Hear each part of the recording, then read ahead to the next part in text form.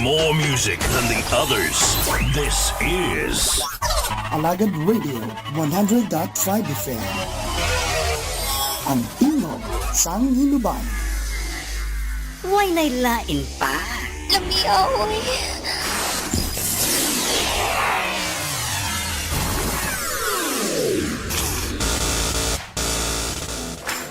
Oh man, that tune was so dope. 100.5 FM. Get ready to feel the beats that's about to get down.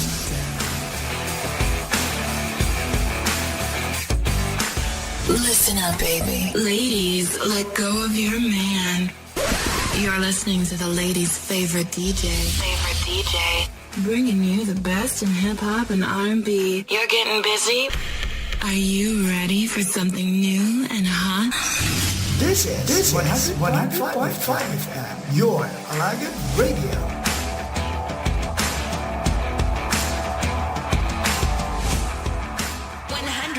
Five. 100.5 FM. Huwag nailain pa. Lamiaoy.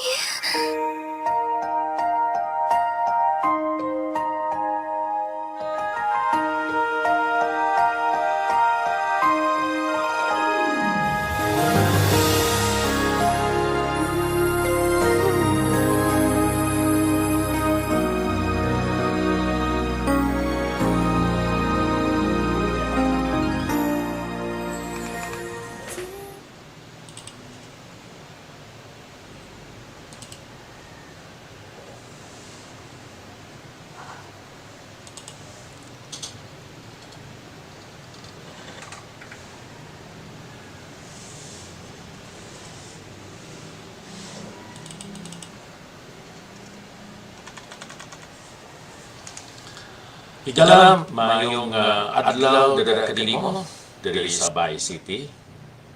Good morning, good evening, good afternoon, depending on your location right now.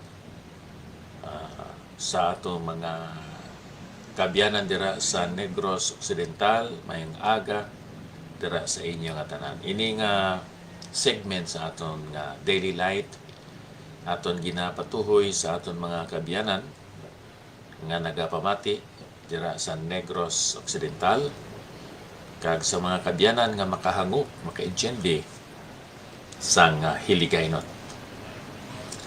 Sa sini nga segment sa aton nga programa aton basahon kag pamalandungan ining pagpakamaayo nga ginhatag ni Judas. Hindi ini si Judas Iscariote kay naghikog man to siya, kundi ini nga Judas kung imo usisaon utod siya ni Ginoong Hesus dito sa kay Maria. Siguro supak sa mga pagpati o kung pagtuo sang iban nga ini si Maria kag si Jose nag-asawahay.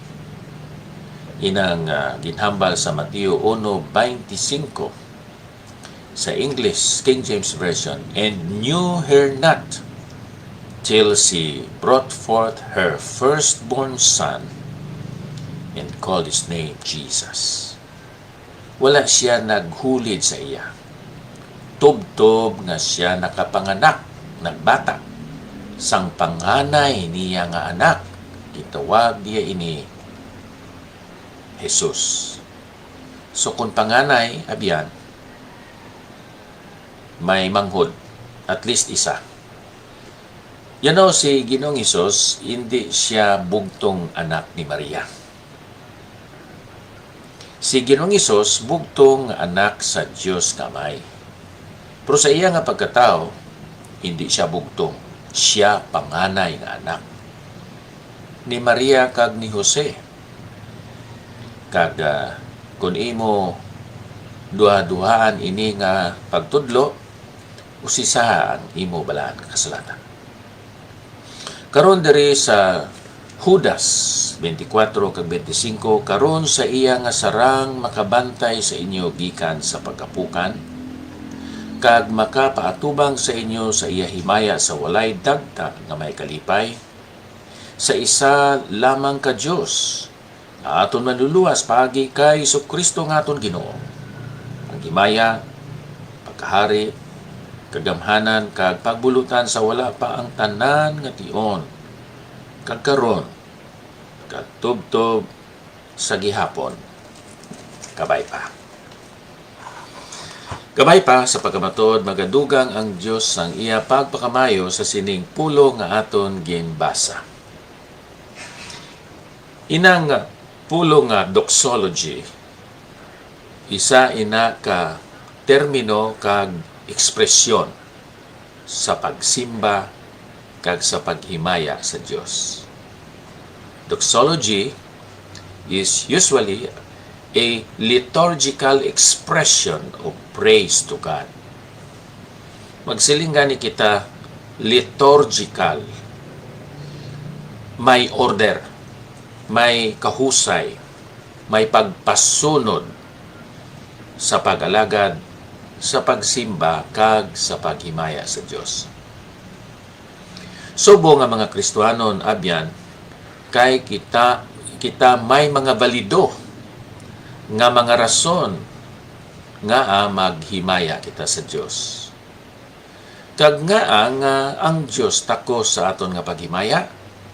Suro sa versikulo 24, ang Diyos dapat himayaon tungod sang iya mga binuhatan. God is to be praised because of His works. Ano ang iya mga ginahimo, kaginabuhat? Siya naga-proteher, siya naga-bantay, kag nagahatag sa aton sang kasiguruhan sa aton kabuhi. Now unto Him that can keep you from falling.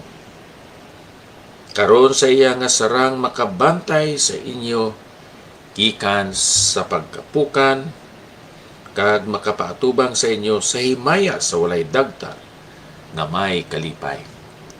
So, sa unang nga bahin sini nga bersikulo, siya naga-protect, nagabantay, kag nagahatag sa aton sang security o kon kasiguruhan.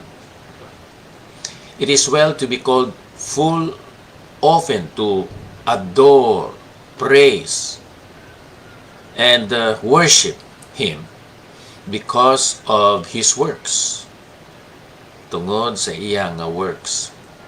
Amo ini ang aton ginahimo, ang pag-praise because of His works.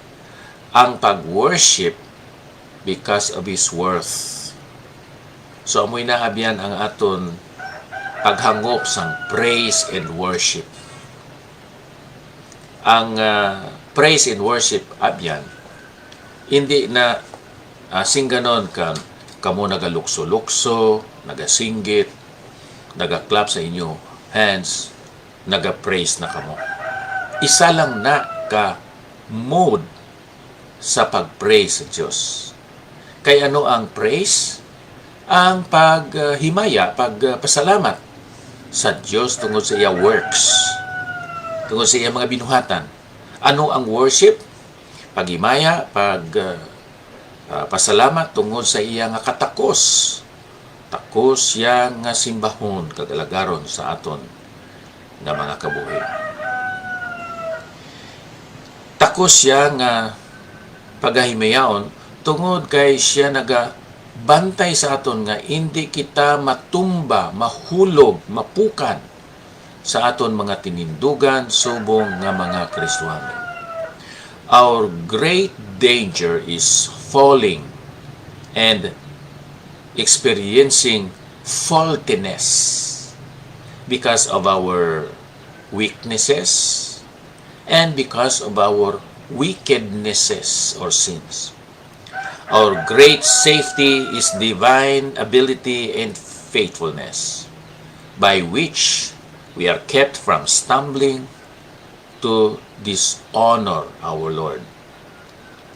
Kinahanglan nga bantayan kita nga hindi kita mahulog in the sense of preservation from error of doctrine, sa iyop nga mga pagtulunan, error of spirit, such as want of love, want of discernment, ginatawag naton nga unbelief, credulity, fanaticism, or conceit. Inang mga ginatawag naton sins of the spirit. Siling sang isa, these are the sins of good standing. Kay madamo biya sa mga Kristohanon nga do kabuot lang man sila, pero sa sulod sa ila mga tagipusoon, yara ang pakanubo sa iban. Yara ang bugal, ang kahisa, ang kaimon. So these are sins of the spirit. May nga bulgar gid man nga mga sala, ang pagpahubog, ang immoralidad, pagpatay, pagpangawat, makita. Pero ina nga mga sala nga sins of the spirit, kinanglan nga mabantayan man kita, nga hindi kita mahulog sa amo nga klase sa mga pagpakasala. Ang outward sins, madamo, kag makita ini. Inang neglect of duty, tungod sa aton nga ignorance, tungod sa aton pagkatamaran, idleness, tungod sa kakulang sang panghuna-huna kag pagplano. Backsliding, nga mabantayan kita nga hindi kita mag-backslide o kung magbalik sa kalibutanon nga pagkawi kag pagpangabuhi. Wala sing makabantay kag makapugong sa aton kundi ang Dios lang. Amo ini ang iya nga trabaho, protecting us, and securing us. Amo ini ang trabaho sa aton Ginoo. So angayan dapat kinahanglan nga aton siya dayawon. No place guarantees security. Wala sing lugar nga nagagarantiya gid man sang kasiguruhan. Ang aton simbahan, kapilya, closet, aton mga cabinet, inang communion table, ini nga mga lugar ginasulod ini sang tentasyon. No rules and regulations will secure us from stumbling. May mga batasan kita nga siguro makatago sang aton nga mga sala.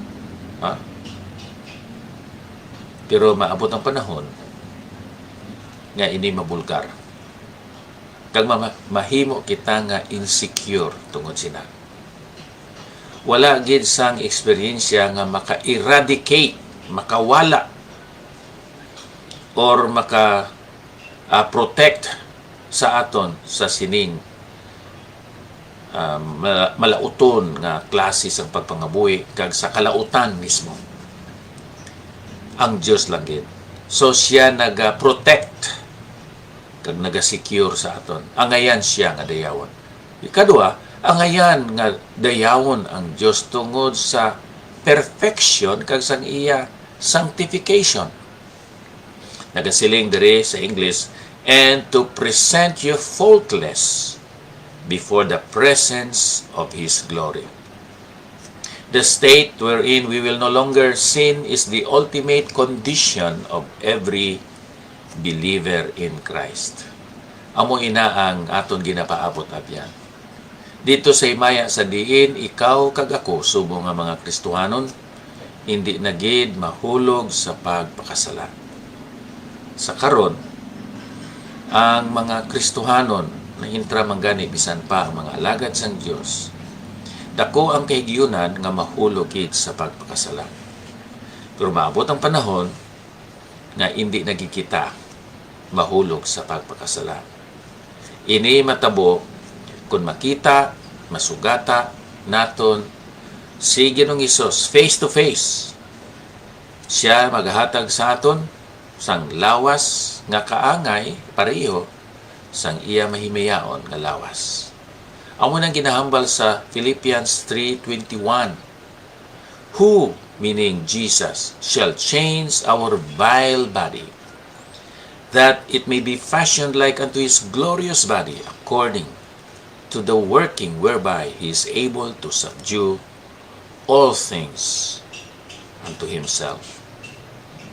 Amo ina ang aton paglaom, utod sa Ginoo. Sa diin kita hindi na palibog sa aton balayran, sa suga, sa tubig, sa tuition fees ang aton mga kabataan. Hindi na kita magproblema pa sa maintenance medicines nga aton nga ginatumar kada adlaw. Hindi na kita magproblema sa hindi maayong nga relasyon bisan pa gani sa miyembro sa atong pamilya. Kay ikaw kag ako magatubang na sa aton maduluwas Ginoo kag agalon, kag magasimba kita sa iya, magadayaw kita sa iya sa wala gid sang katapusan. Dapat ang ngayan kag kinahanglan nga dayawon naton siya for his protection and security, for his perfection and sanctification. Ano ginahambal ni Juan sa 1 John 3:2? Beloved, now are we the sons of God, and it doth not yet appear what we shall be, but we know that when he shall appear, we shall be like him, for we shall see him as he is. Nagadayaw kita sa Ginoo tungod sang iyang protection kag security, tungod sang iyang perfection and sanctification, kag ikatatlo, his pleasure and satisfaction. Siling dira sa sinanga bersikulo, with exceeding joy.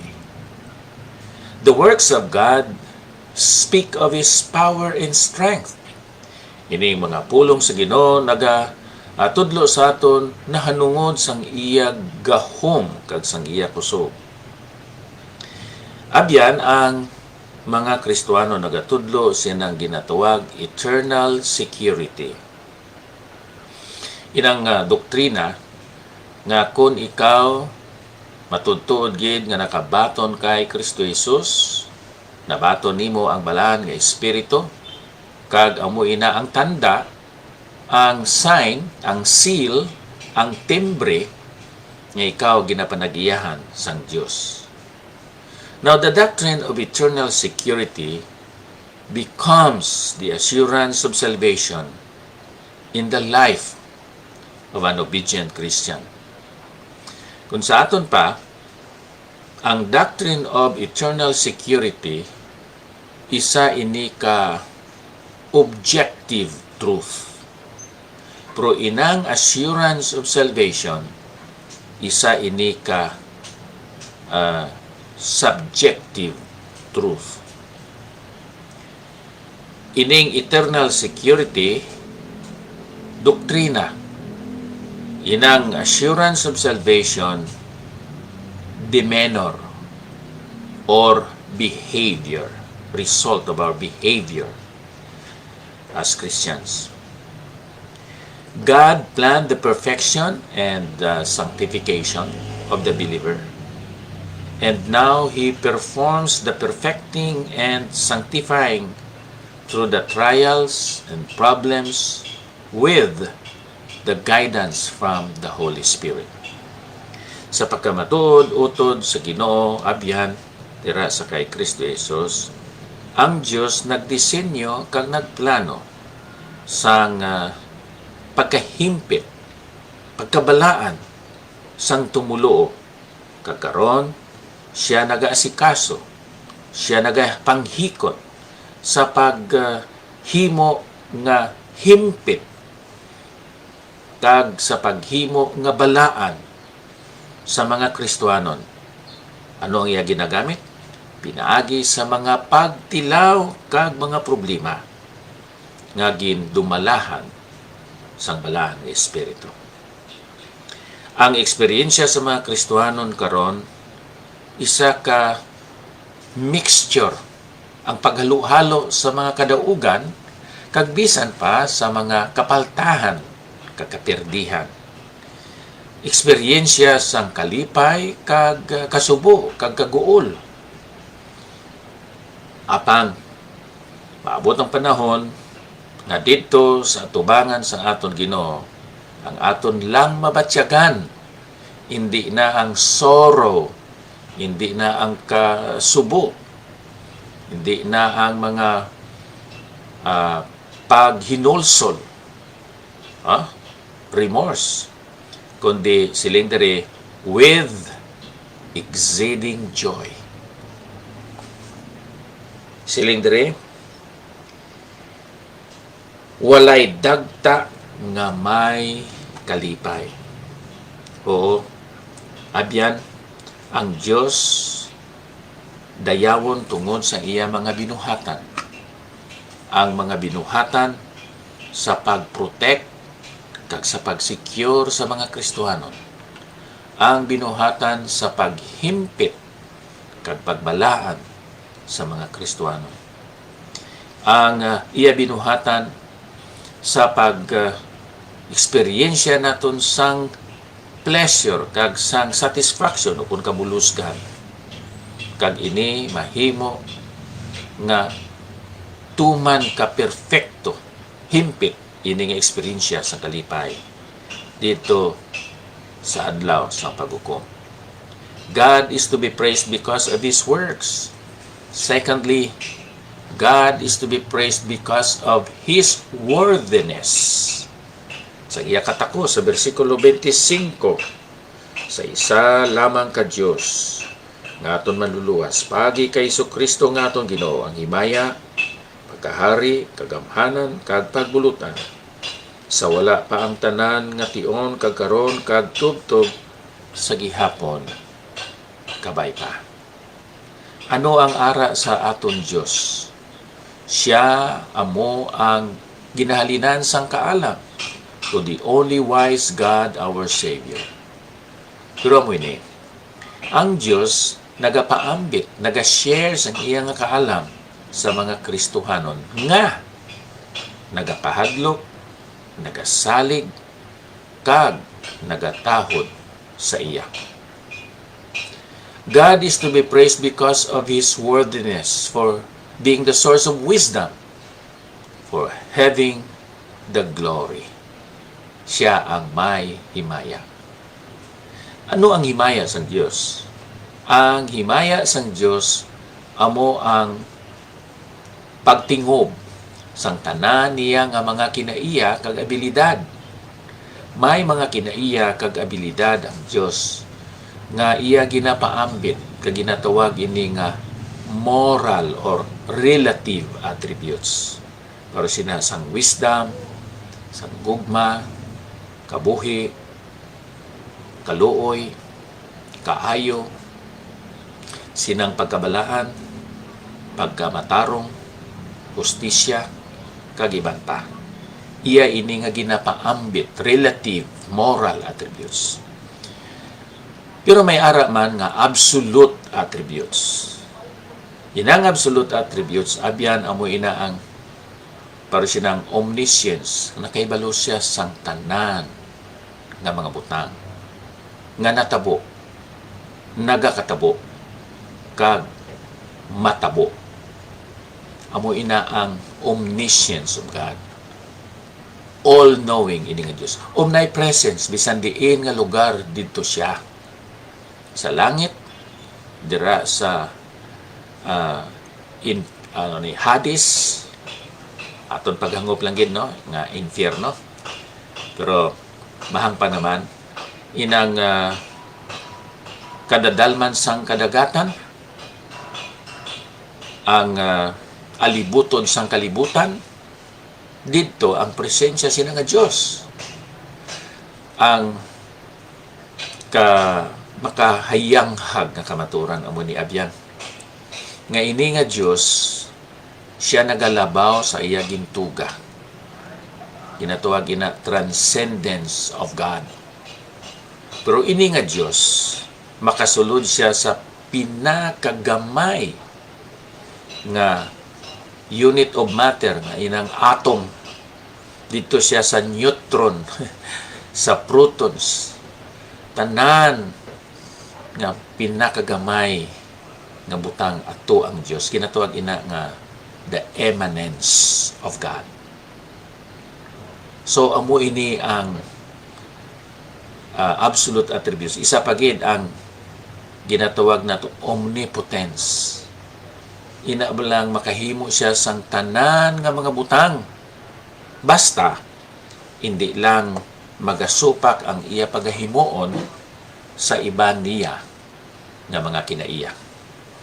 Ang Dios hindi man makahimo sang sala. Diba? Kaya nga balaan siya. Kung makasala siya, meaning ginsupak niya ang iya pagkabalaan. Ang Diyos hindi siya maghimo sa mga butang o buhat nga makasupak sang iya plano. Basta mo ni, God is omnipotent. All power siya.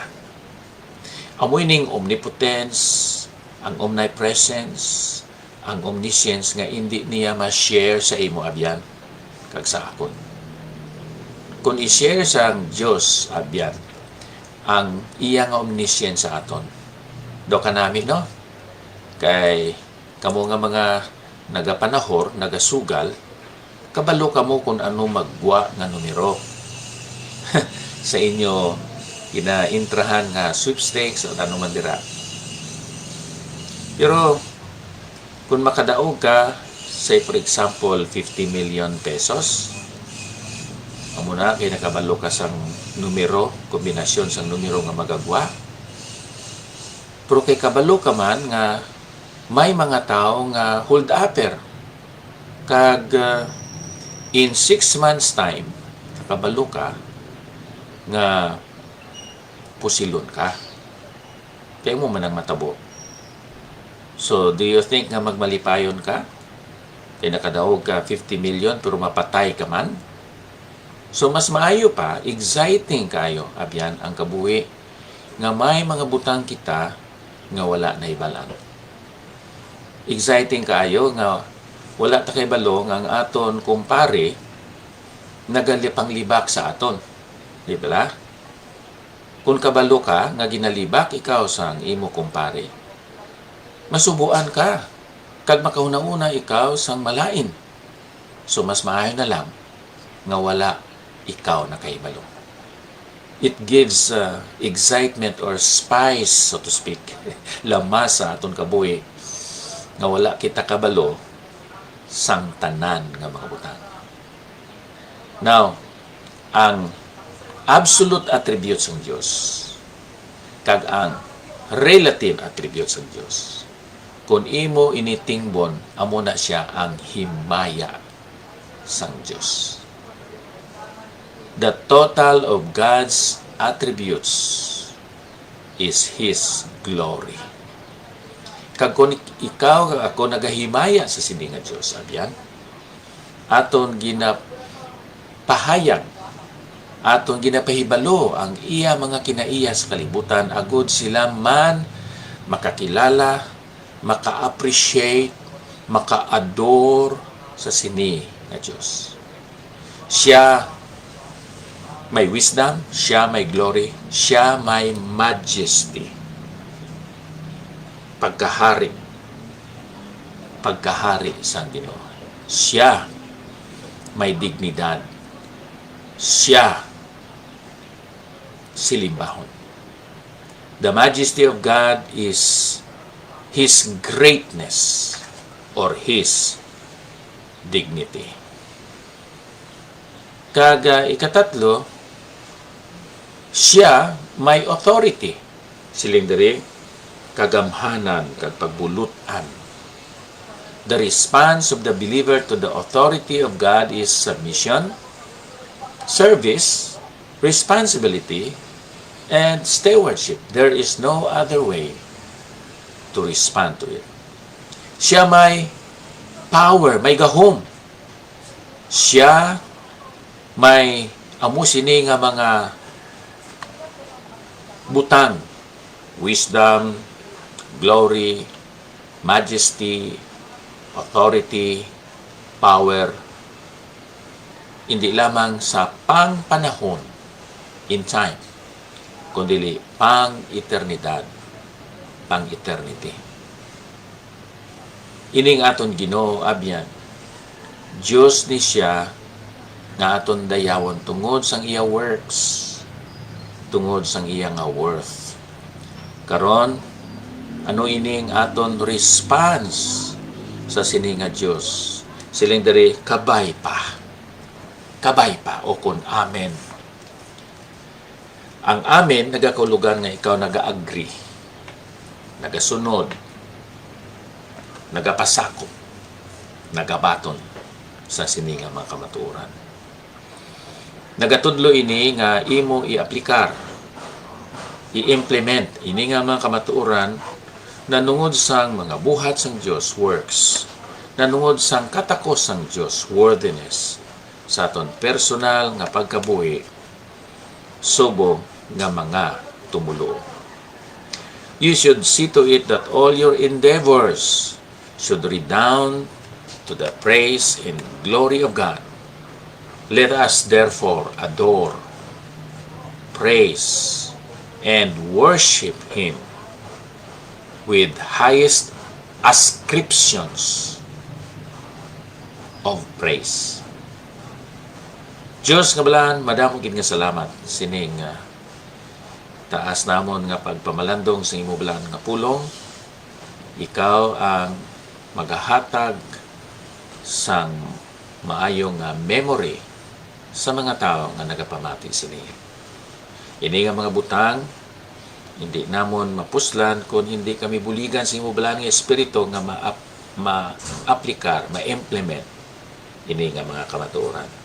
Kay sa ngalan ni Ginoong Hesukristo amon ini nga ginaampo. Kabay pa. Salamat Nairel sa imo nga pag-replay sining aton nga segment karon. Now, diri kita sa aton mga abyan nga nagatan-aw sa kay Jean, Junisa, Gonzaga, good morning sa imo. Sister Sharon Guerra, Kirby Parawan Abilia, good morning man sa imo. Susi Novero, dira sa Salong, Kabangkalan City, Negros Occidental. Halin pa diri, abyan sa Bay City Fellowship Baptist Church, ako si Pastor Ipafra Sacar. Nagaingon, ang Diyos magpanalangin kanatong tanan. Daghang salamat.